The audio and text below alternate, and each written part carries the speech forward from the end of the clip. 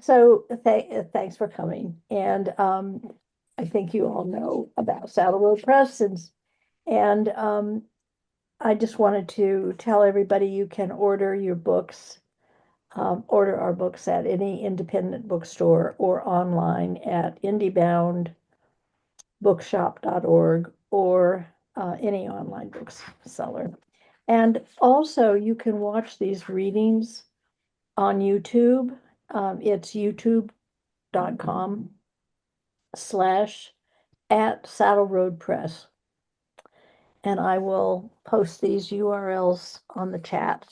And I did want to, before we get started, I wanted to remind everyone that we will be back on June 1st with Jane McCafferty and Allison Davis. So today's reading features Robyn Hunt, author of The Fiction of Stillness, and Ellen LaFlèche, author of Walking into Lightning. Ellen LaFlèche is the author of Walking into Lightning and 3 chapbooks, Workers' Rights, Ovarian, and Beatrice, about a semi-cloistered nun. She received the Ruth Stone Poetry Prize, the Tor House Poetry Prize, the Joe Juvea Outermost Poetry Prize, the Philbrick Poetry Award, New Millennium Writings Poetry Award, and the Poets on Parnassus Prize, and has published in diverse journals and websites. She has worked as a journalist and women's health educator in Western Massachusetts. She is the judge for the North Street Books Prize and also reviews books for Word Gathering. Walking into Lightning explores the dying of the poet's husband of ALS in 2014. These poems speak of the physicality of love and loss and the whole territory of grieving, its violence and its ordinariness, the interplay of memory, desire, and sorrow. Pamela Yushek wrote about this book, Crackling with Desire and Grief. This is an unforgettable collection, as unsentimental as it is brilliantly inventive. I feel your soul detaching from your body, a wrenching ache like tendons pulled slow from bone. If not for the immaculate craft of this fine poet, these courageous poems would be unbearable. As it is, they are benedictions of love that allow us to go on. Robyn Hunt owned a small bookstore in the San Francisco Bay Area and ran printing presses with a print and design collective, read poems on the steps of City Hall and in North Beach drinking establishments, and was arrested protesting at Diablo Canyon nuclear power plant. Returning to her native Santa Fe, she occupied a New Mexico legislative press box as reporter and hosted literary events in a bookstore on the old Santa Fe Trail. Her inaugural collection of poems, The Shape of Caught Water, Thanks. was selected for an award by the New Mexico Press Women's 2014 Poetry Division. She lives in Santa Fe with her husband, where she works as a development and communications director for a nonprofit social services agency. The Fiction of Stillness focuses on finding respite during breast cancer treatment and recovery. The physical touchstones carried into the chemo ward, the calming touch of her daughter, cherry juice to offset the loss of taste, and an ongoing retreat to a nearby porch. It seeks to dispel fear and offer remedy, including the promise of milagros, miracles, the body's visible and invisible medical tattoos, the echo of lingering animals in her bloodstream, and a renewed understanding of stillness and healing. Lauren Camp writes, this book is a powerful reminder of the lavishness of being well and how all we have ever have is the present moment.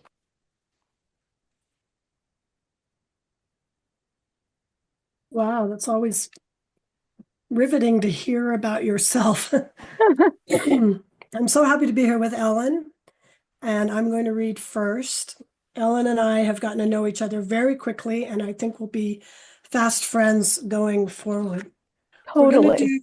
do two, two small sets, and we're going to ask some questions of each other in between. And if time allows, we'd like to ask some questions of those present today. And it's really delightful to be here. Thank you, Dawn and Ruth, for setting this up, and Ellen for joining me. The first poem I'm going to read is a little bit long, and I don't often read this poem. It works probably ideally on the page, but I think it will work. It's when I first received the report of my breast cancer, and I've incorporated not only my thought process, but language from the report itself. So medical terminology that works rather poetically in the poem, and it's entitled Interfering with Specific Molecules. The lobby is nearly empty in the hospital outside the laboratory, where I hold a single sheet of paper with test results, interfering with specific molecules. Grade 2 infiltrating ductal carcinoma with foci suspicious for survivorship. I make tearful telephone calls. My husband says he'll be there immediately. The table is smooth and round, symmetric. The chairs are haphazardly placed at the end of this day. I have breast cancer, I say into the receiver. Communities must pool resources. How to produce the sounds of the imaging report into sentences that resonate with months of postponement. Weighty contrast on my right side. Computing and comparing IM ratios for greater insight, not sufficient to prove the efficacy of screening. As if merely a coffee bean or a moth wing, fibrogranular density and fear. These two requirements are necessary. My hand presses down to smooth out the leaf. Substitute for film mammography. As if securing a place to nap. As if to fold the sheet into a palm-sized sipping cup, instead to push the breath back. This perspective includes the intrapersonal context. Then I realize there is a single stranger in the far corner of the room, all 4 quadrants examined. I whisper in his direction, bad news. But I'm not even sure he hears me, an individual's internal dialogue. Yet as he rises to leave, he wishes me one word, strength. And the room unfolds between population groups, entirely silent.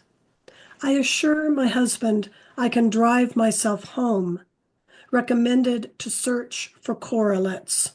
I have known these avenues since childhood, the enhancing masses. I will follow the river and her tributaries, biopsies recommended, disparities in survival. So as Ellen and I read each other's book, we decided we'd pick a poem that we'd like to hear the other read, and this is the poem that Ellen asked me to read. It's entitled Port. If you receive chemotherapy, typically you receive it through a port that they place in your chest, in my case, above my heart. Maybe they put it above everyone's heart. And I know Ellen has had problems with her port, so this may have been why she asked me to read it. There's a single word that appears in this poem, which is a slang word. It's cackleberry. And a cackleberry is simply a hen's egg, and it's 2 words combined, cackle being the sound that a hen makes when it lays an egg. I don't know if they always make that sound. And a berry, which is a small fruit. Port. I take to the porch, the sun my most reliable companion. My daughters sang lullabies again to me last night, white floral fists of comfort squeezing me to sleep. Waking, I recollect picking blackberries with my little sister, brushing our daring knuckles between bramble and thorn scrape. Today, I boil eggs for dyeing. Hard shells show cracks in their nest of sizzling water. Nearly Easter, and I long to find the wafer-thin chocolate coins tucked inside their gold foil wrap. But plastic glue this morning is scratchy icing on my chest incisions. The chemo port's three-pronged star, like a tiny pill bottle stopper pressing against the skin from the inside. Hidden hummingbird, tomorrow's discovery since insertion, will be sunrise mottled cackleberry, bruise, or badge between clavicle and rise of the uncompromised. Ellen and I talked a lot about grief, and I found that, in fact, the grief that erupted for me in writing this book was not so much my own personal grief, but the grief for others who have either succumbed to cancer or are fighting cancer. I've lost several friends, but this is a poem for a man who is still battling cancer, although he doesn't like to use the word battle, and his name is Art Goodtimes. And this is about alternative treatments. Hunter-gatherer for art. See the mushroom hunter, gatherer as she scoops up the cups that will be ground, spooned into capsules to treat me, immune boosters, warrior shiitake, hen of the wood, and turkey tail. A dose of lion's mane for memory, amber palettes these, sorcerer's cheeks, ringed as the tree foretelling long lifespan, feather edges resembling oyster shell, bulb of ebony ears singing from motherly mycelium, foragers tangle underground. Cancer Patients Trust Fund, loam of my right breast. Others risk colon, brain, prostate, throats begging for respite from radiation, from chemotherapy. Mix this instead, tumor tea, or 2 tablets daily to more clearly remember when we stood on the city steps, reciting Dickinson and Kerouac, on buses and in the park, ready to watch the sun sink or rise at Land's End, psilocybin, hope in a magical gel wrap, hand on the earth, anxiety tamer, whisper in the ear. You all are so quiet. One book and then transfer on over to Ellen. And this, I'm going to read one book. I'm going to read one poem from my first book, The Shape of Caught Water. And I felt I had to read this poem because you are about to be exposed to some of the most lovely, dare I say, sensual poetry by Ellen. And this I felt like was what I could bring to the table. This is entitled Promise. I offer you erotic downtime. Gardening with compost, provocative, slippery and wet dishes in the sink. What I give you are strong upper arms, a wiry neck, thighs in your blue boxer shorts, downpour of inquiry after dinner, hushed light, rented videos, sexy spar with no end. Restless are the arguments like foreplay, fantasies of falling asleep, no sigh, no snore, simply the lone moan of pleading. I bend these pouty lips to the phone, crawl on top of the details, stroke the mortgage, lick the bills, fold them into creamy envelopes. panting to the end of the month. Today, my muscles clench at the jaw, wrists tied to a bed frame of obligation. I am committed to pleasure, forgotten antenna upright on the roof, begging for lightning. Trajectory toward the two people we were before. Time for breakfast, honey, tamales, French toast, and heavy cream.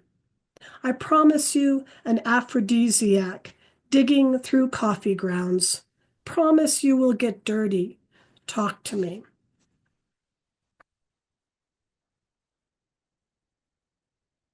Thank you. I hope that was appropriate to read after. That's lovely. That was just lovely. Okay. Ellen, you're up. Asking each other questions.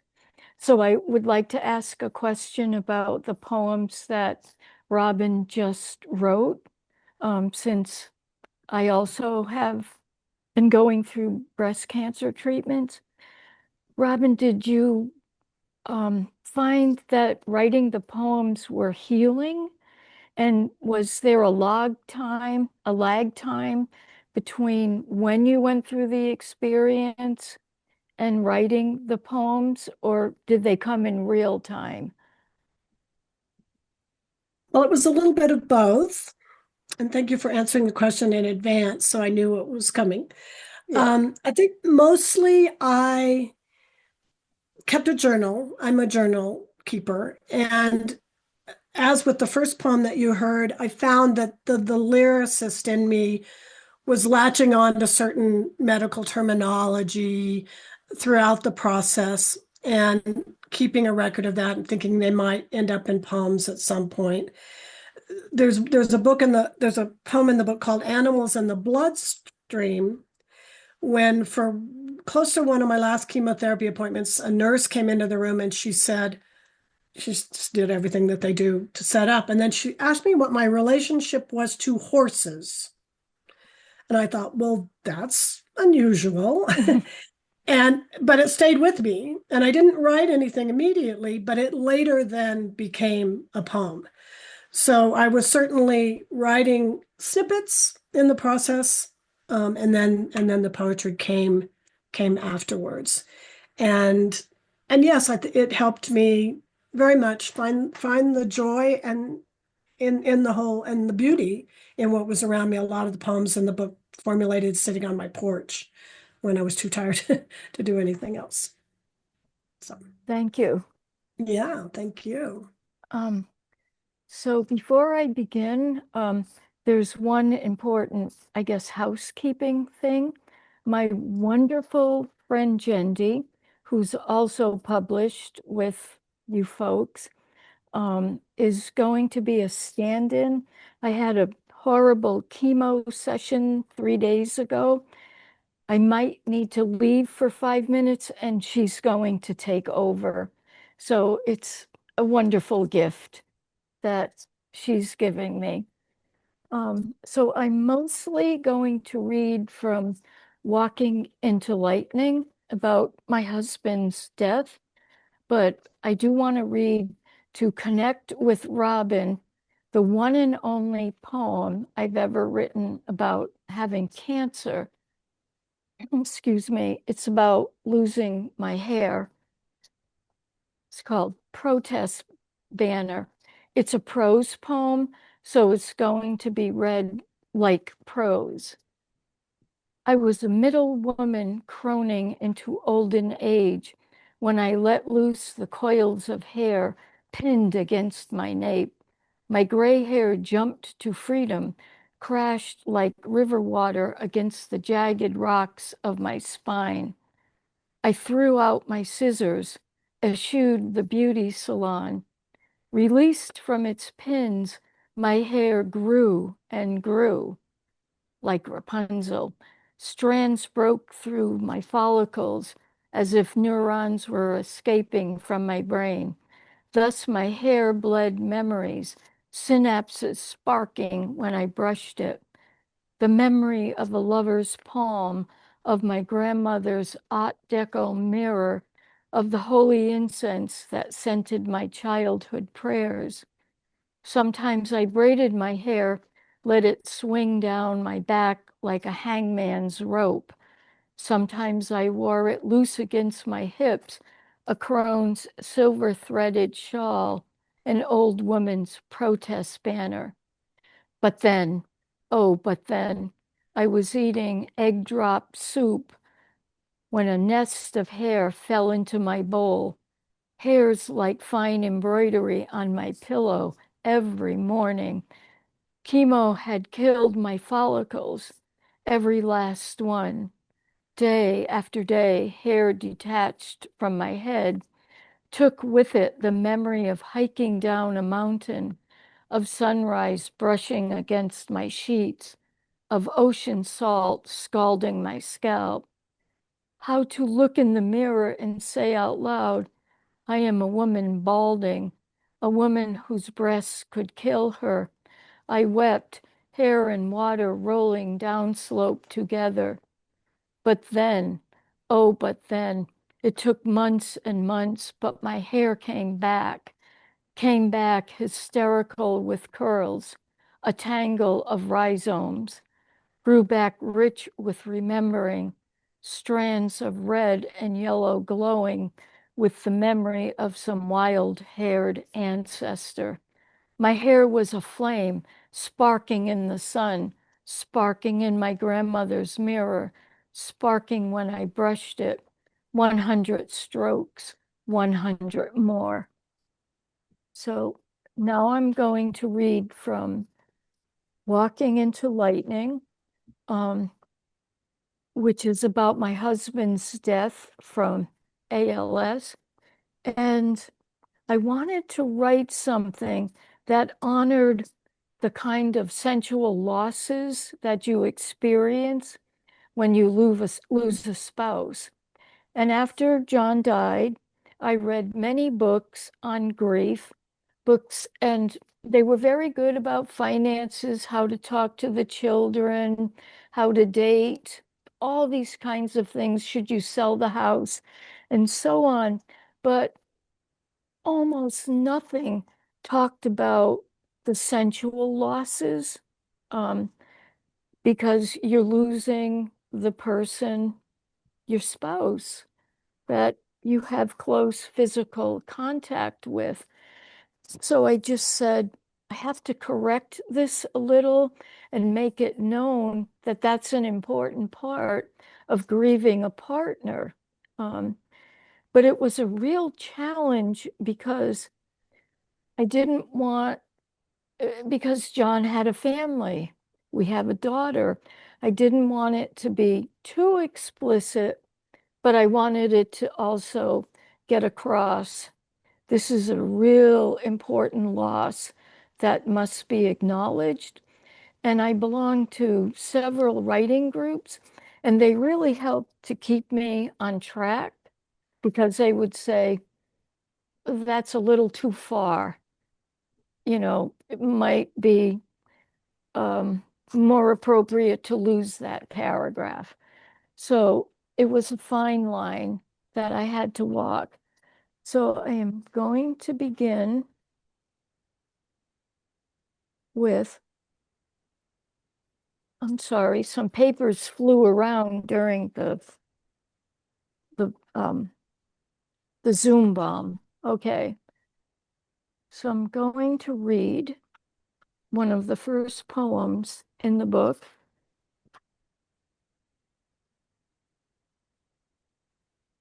Because the dead cannot tell us what it's like to die.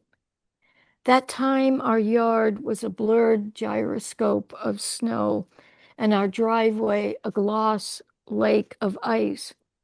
Your breath, a momentary ghost on our bedroom window. Snow shivered the pine needles, and a maple branch snapped off at the elbow. A blue jay slung a blur of sky across the storm, and somehow, the sun slipped through that momentary blueness. Your breath on the glass glowed hard, hot with life. Dying might be like that. That time we watched the ocean roll, ancient with salt, with boneless creatures bobbing through the breakers. The sun lulled our muscles like a hot stone massage. The waves unfurled their boats of lace, and you peered into a quahog's pink-lined jewelry box. Sunset turned the water to Sauvignon wine and sailboats to pallets of Van Gogh red. But you said there was nothing so beautiful as my long white hair lifting through a squall. Dying might be like that. That time in the shower when you slid an oval of jasmine soap down my right arm and then my left. I slid the oval down your left leg, then your right. Our breaths added the smell of fermented grapes to the gathering mist. After the lathering, steam lifted off your shoulders like a departing spirit. My eyes wept away the soap's jasmine burn, and for a moment I saw you pass through the frosted glass door. Dying might be like that. So you kind of have to see the metaphor there. Um, I tried to like do a lot of the sensuality through metaphor. Okay, this is called Blessing for an Imminent Death. Um, and this one was chosen for an award by Marge Piercy, which was really wonderful. Blessing for an Imminent Death. Because my husband is strumming the bed rails, this music of the almost dead, because his heart is saxophoning a ragged jazz beat, because his wide mouth gasps are jagged as sex breaths, let there be dance. Because the brass urn yearns for his burned laughter, his fatless ash, mercy. Because his sheets are sticky wet with almost death, because water hangs in crystal baubles from our daughter's eyelids, because the visiting nurse enters your room without knocking, sorrow. Because my husband is strumming the bed rails, this stringed requiem of the almost dead, because his feet are blue-hued fetuses in my palms, because the riffling of his lungs is soft as flamingo fangs unfolding.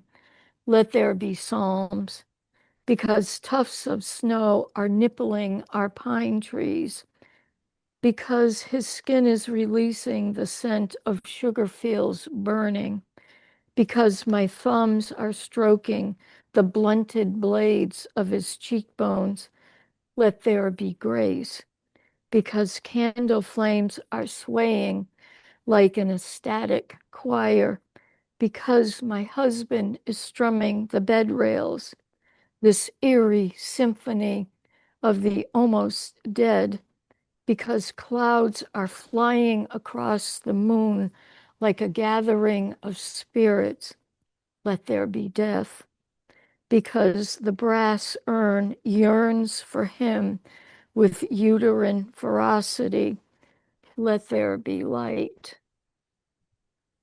Okay, and then, okay, Robyn requested this one. And I am thrilled to read it. And it is a little risque, I think. Anecdotes I didn't share at your memorial service. Excuse me. How the night before our first Thanksgiving, we lit each other instead of apple spice candles. Autumn's tang scented our limbs, the sun-dried sheets. You didn't make a sound, but I cried out as I melted. When your calf muscles began their slow trembling, you held my shoulder to rudder yourself. How a month before you died, you craved the color blue as if sky and jay weren't enough. I rubbed skeins of indigo yarn against the rough grain of your arm hairs.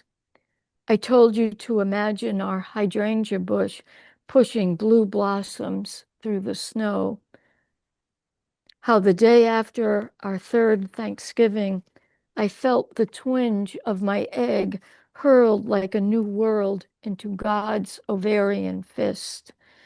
Gravity yanked it downward, spun it through my fallopian tunnel.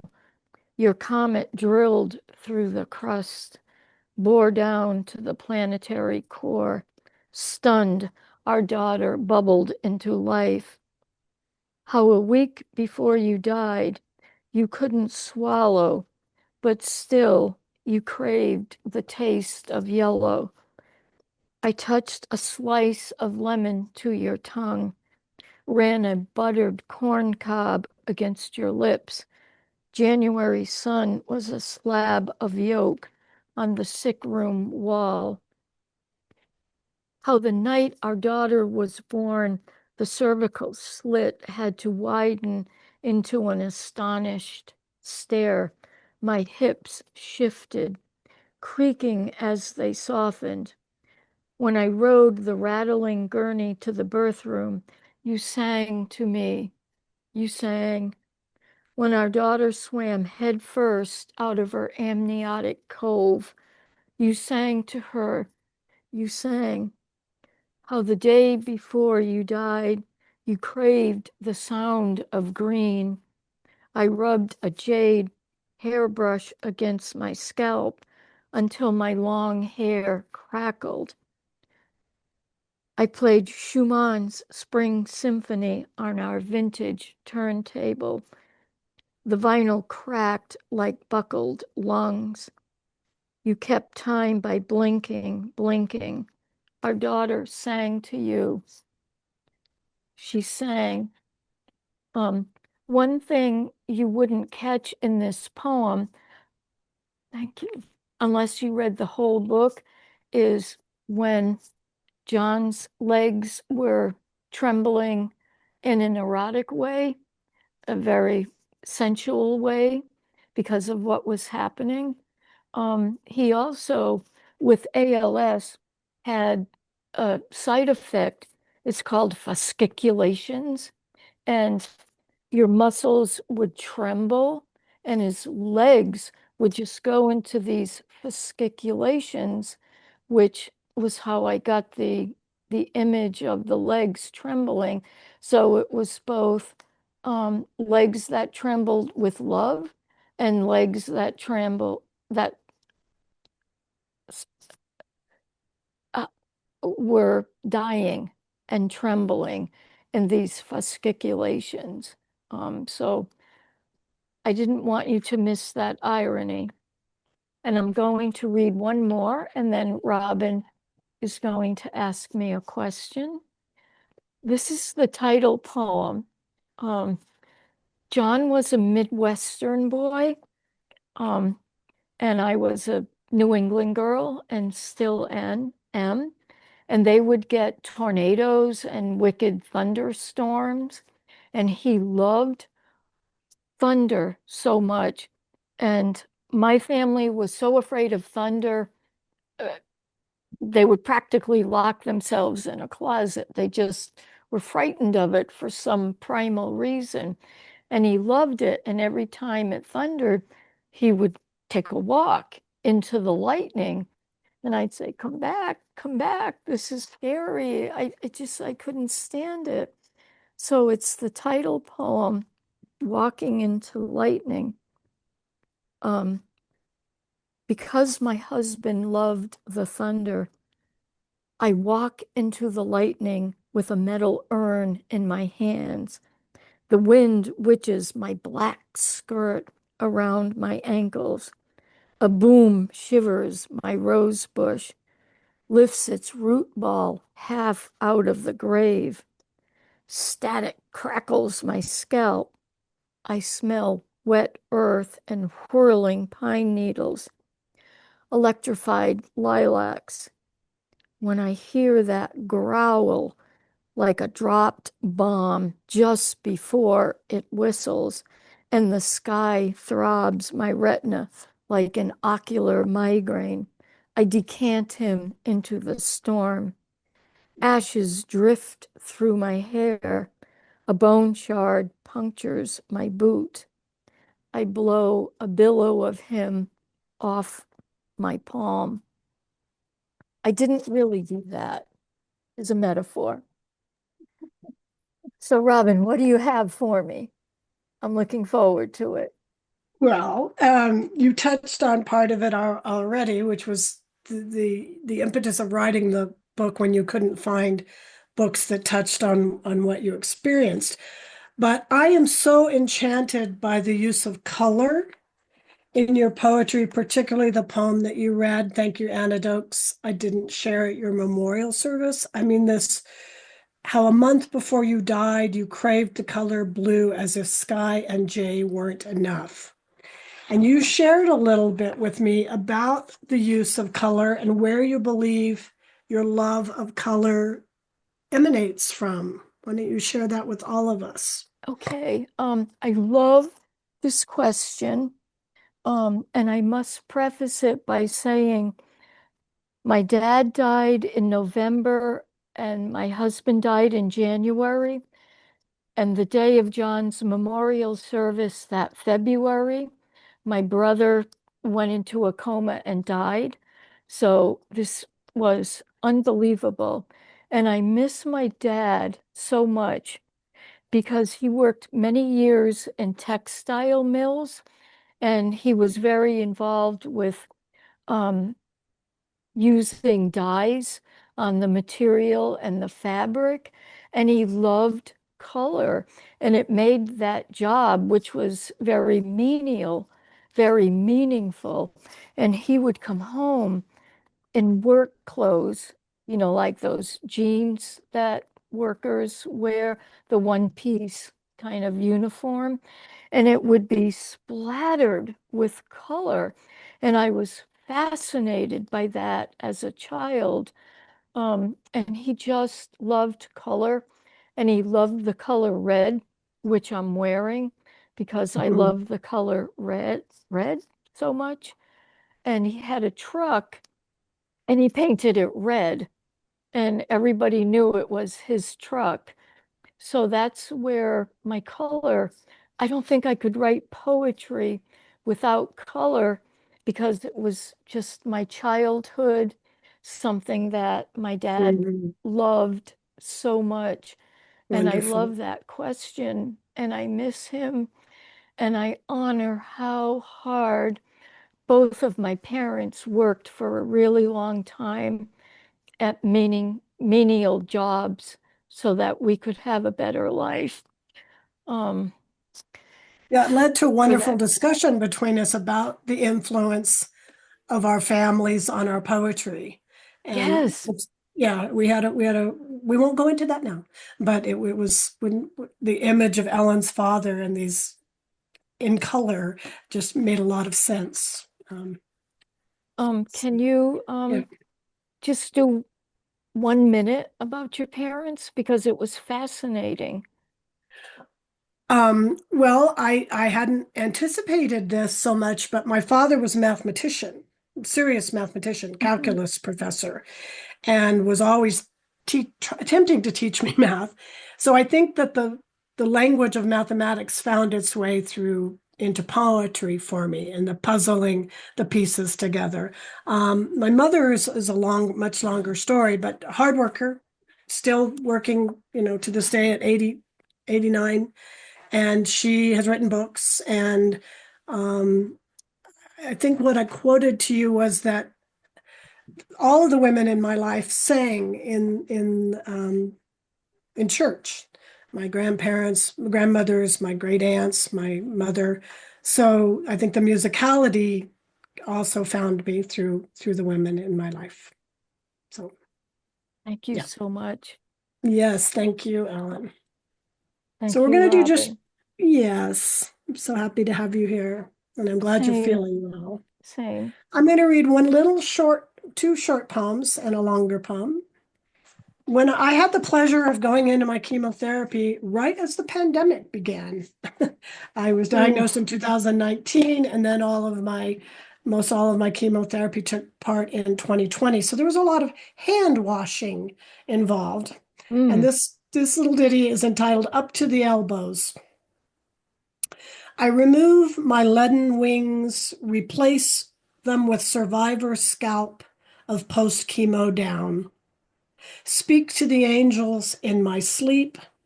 Assure my daughter I will always catch her. What have grown from such compost is splendor. What I chant still are the ABCs, washing my hands and arms up to the elbows. Remember doing that, doing the ABCs? Okay. So I had surgery, I went through chemotherapy, and then I had radiation. And the radiation was probably the more difficult, immediate reaction to the treatment that I experienced. It's really like getting a very, very bad sunburn. Um, and so I've written this little poem called Radiation Burn. And it starts with something else some of us might remember, a child's game. Red Rover, send someone over. If it's my turn, first touch me on the shoulder, lightly. For my right breast is ruby, rush apple, and bruise blue.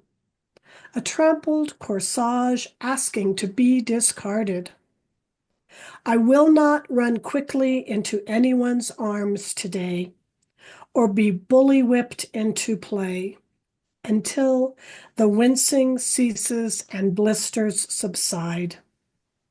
Prize fighter's hissed, prize fighter's fist hidden, stained, an ache, beyond tired.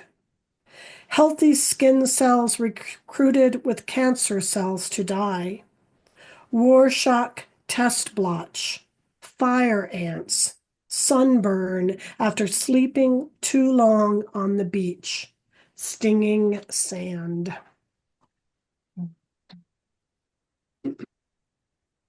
So I'm just going to close with one more poem, and I can't thank you all enough for hanging in there through the oddity of the beginning of this reading. And thank you, Dawn and Ruth. This poem is partly dedicated to a woman that I knew and lived and worked and played and wrote poetry with for many years in San Francisco, Kathy. Kathy did not die as a result of cancer, but she in fact had something called, I had to write this down, Creutzfeldt-Jakob disease, which is a form of Awful. mad cow disease that humans can contract. And she came to visit me. She was in New Jersey and she was working her way back to the West Coast. And she was beginning to show the signs of this disease, but none of us knew. And it's not even something that can be determined what is at play until they do an autopsy after the deaths. But Kathy and I spent a lot of time together in the Golden Gate Park in a particular garden in the Botanical Gardens, the Fragrance Garden. And this is a poem following her death, and it's entitled Scent, Scent. Thank you again for being here. 1. We tip our faces into yellow roses, rub bunched green lemon verbena to release its scent into air. Drawn in like hummingbirds or bees. Then we cup from a plastic baggie gray ashes, former body of our friend. The chalky shift through fingers. We ladle ash over roots of cypress sentinels and into monstrous tufts of blooming red rhododendron. We imagine each entry she once made into this park, passing children loud in their summer meadow, to locate and inhale the sword tongues of sage. We mimic her, walking meditation as she unearthed her way from an unfinished life to this redolent haven, foraging for her personal nosegay. We trace ghosts on empty memorial benches, sprinkle this waterfowl pond with our sorrow when no one is watching, where shiny backs of dark koi troll and breach, fish that may have lazily swum in her direction, as if to acknowledge her weary sweat. 2. We each tell a story in the fragrance garden and cultivate laughter from a burgeoning dizziness, her intoxicating dust under our fingernails, night jasmine or stars. Afterward, I do not entirely wash away the grit of her. Instead, rub in the brittle remains, her rupture of palms, her sight gone first, then language, these remnant flakes without scent. We make our way back to our cars, heady with the cologne of someone passing, yet missing from our private olfactory conversation. Pass a former shared residence in the avenues, a facade once striped with purple wisteria, bare now. Thank you. Robyn, that's beautiful. And I don't have a question for this round, but well, I guess it's a question. Have you noticed you also use color a whole lot? And I just love your colors and it's just so beautiful. And thank you. And I'm sorry for your friend because that is one awful, awful, awful Yeah, illness to go yeah, through. thank you. Thank you. Yeah, it was tough to watch. So I'm going to read one poem from Walking into Lightning, and then I'm going to do a potluck poem where I just flip to a random page, potluck. I don't even know what it's going to be, but I like to do that at readings. And then there is a surprise coming. Okay. Sorry, I need new glasses, but I have to have cataract surgery before I can get the new glasses. So it's just a little hard to sometimes see the print. Okay. I remember our first Halloween together, how we walked through a forest of orange. Wind lifted hair off my shoulder and spun the leaves into pinwheels of fire. I remember how you carried home a bouquet of foliage. I don't remember the spider that crawled up your sleeve. At home, I displayed your bouquet in the fireplace. Just before twilight, our doorbell chimed. You tossed apples to the ghost, smoking through a hole in his sheet. I gave chocolate kisses to a zombie bride. That night, you eased me from a dream, finger whisking my hair, dipping your tongue in the hollow of my throat. You smelled like wet wool and cider mill smoke. I remember your Adam's apple bobbing against my lips. I don't remember you stroking the soft goatee between my legs. I remember my drowsy thighs opening without knowing they were opening. That was the night an ovum rose like the harvest moon over my fallopian orchid.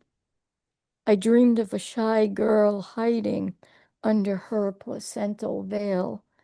In the morning, a ghost costume skittered across our lawn. Mm, Okay, potluck. Anyone want to call out a page number? 42. 42. Oh, hey, I like that number. That was Jackie Robinson's number, who was a ball player who helped to integrate blacks into baseball. Wonderful. There's a great movie called 42. It's worth seeing. Prayer for weeping. Because the white coyote is howling mist from its lungs. Because ice entombs the night-seeking roots of the moonflower. Because a woman is licking winter from her lover's nape. Because the cruel beauty of a lumberjack's hand on a steaming tree stump. Because a lover is brushing salt from a woman's scalp. Because my uterus is sweating blood at the memory of love. Because a child is ripping a little neck clam from its shell. Because the communal beauty of a bridal veil being lifted. Because the moon is grimacing like a mouth in rigor. Because a hunchback man is pruning his rose garden. Because a lover slickens that hump with patchouli oil. Because the kissable beauty of an angelfish mouth. Because my eyes are salivating with the memory of red. Because a rose takes weeks to bloom on the lace maker's needle. Because the scent of burning amber is the scent of love. Because the breakable beauty of a hyoid bone. Because autumn's bloodbath is spreading across my lawn. Because a weeping willow is dancing hula just before a storm. Because my mouth is weeping at the memory of kissing. Because the redundant beauty of blizzard on a cold white gravestone. mm. These keep popping out of my ears. Okay. Final poem of the presentation. And I'm so thankful that the number 42 was mentioned because it's a famous baseball number, one of the most famous.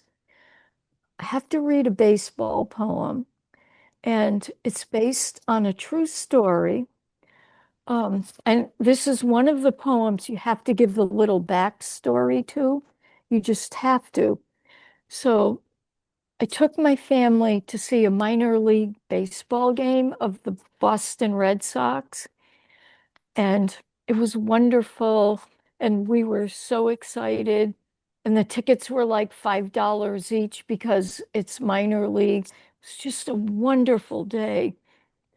And then when it came time to throw out the first pitch, a group of nuns came out of the dugout and they kept coming and coming. And they were old-fashioned nuns and they were in full nun regalia. And one of the nuns threw out the first pitch. That's the true story. So I kind of made a poem around it. Um, Opening day, Sister Beatrice throws out the first pitch. Sister ascends the mound, quiets the organist with her palm. The catcher kneels. He needs a goddamn miracle to rise out of this minor league limbo. The stadium lights flicker on, glow in tiered rows like votive candles. Beatrice is a sister of mercy, but her wind-up is brutal, her leg kick wicked. The faithful fans cheer. Sister's hooded head spits forward. The catcher's glove opens like a heart, contracts against her fastball's whomp and slam. His head has stopped hoping for salvation, but his heart holds on. Organ music booms against the dome. The leadoff hitter waits. 20 years since his last confession, but he crosses himself, steps hopefully to the plate. Thank you so, so, so much. Oh, thank you both so much. This has just been wonderful. Thank you.